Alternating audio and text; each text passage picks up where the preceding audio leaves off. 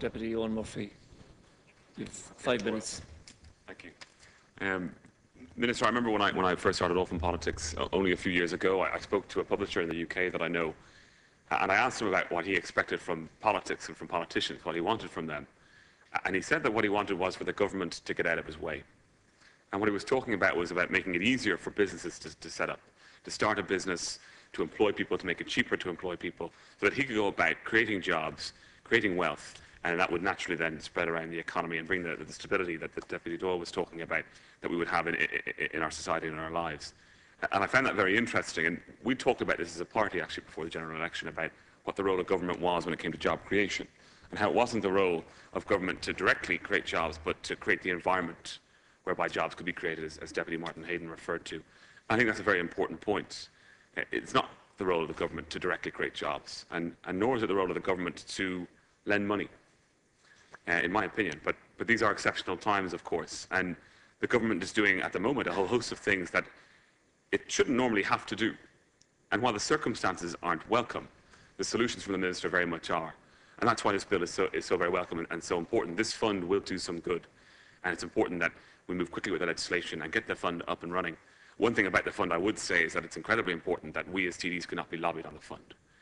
Some people will take the view that because the agency has been set up, that there will be some influence that will be on the part of TDs, that if they do not get the funding that they are looking for, that we will be able to interfere. I think it's incredibly important that any potential linkage there be absolutely broken, and that it be made clear that we will have no role in this, as we should have no role in this, because we would not want political interference in what could be a very good enterprise scheme. Talking about, though, small businesses, startup businesses, this fund is for companies looking to create, jobs in companies less than 10 people. I met yesterday, Minister, with Sean O'Sullivan from Open Ireland. We were talking about a technology visa, and I know you're aware of this. We were talking in a general scheme of trying to make Dublin and Ireland the Silicon Valley of Europe.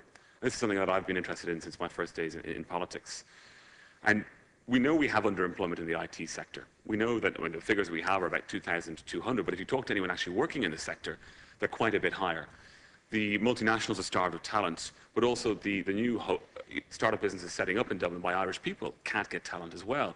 There's huge competition for the developers, for the engineers that we have, and as a result, they're very expensive to employ. So we find that small startup businesses in the tech sector are finding it very difficult to get the right talent. We have a startup entrepreneur visa scheme that we've set up and an investor visa scheme, and they're both very good measures, and we really want to see them getting off the ground. But it's not just enough to say to an entrepreneur, come here and start your business. That person needs to be able to bring people with them from their home country or from other countries that could then work in that business.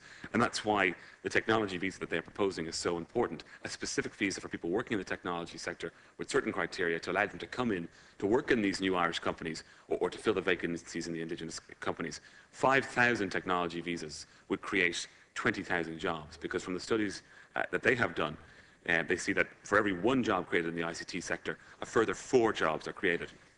And that's incredibly significant, because people often, when they talk about the tech sector and tech jobs, say, oh, look, it's very specific and it's only a certain category of people.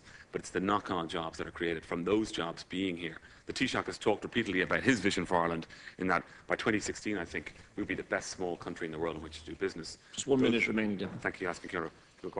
Those of us who are interested in technology and in the high-tech sector, as you are, Minister, are talking about making Ireland by 2015, 2016, the Silicon Valley of Europe, the best place in the world in which to start a tech business. I think it's a very important goal, and it's one that we should aspire to, and that's why the technology visa is so important. I know it's not particular to this bill itself, but because we are talking about ways in which the government can help create that environment to help businesses set up and get going and employ people, that's why I think it is relevant to the debate today. So I would urge you, Minister, I know you have been briefed on the technology visa, but any conversation or any discussions that you might be able to have with the Minister for Justice on this front to see that we could possibly move to such a visa scheme, I think would be incredibly welcome, and a good part of the many measures that you are bringing in these exceptional circumstances to help and tackle the unemployment crisis, which is so important for all of us. Thank you.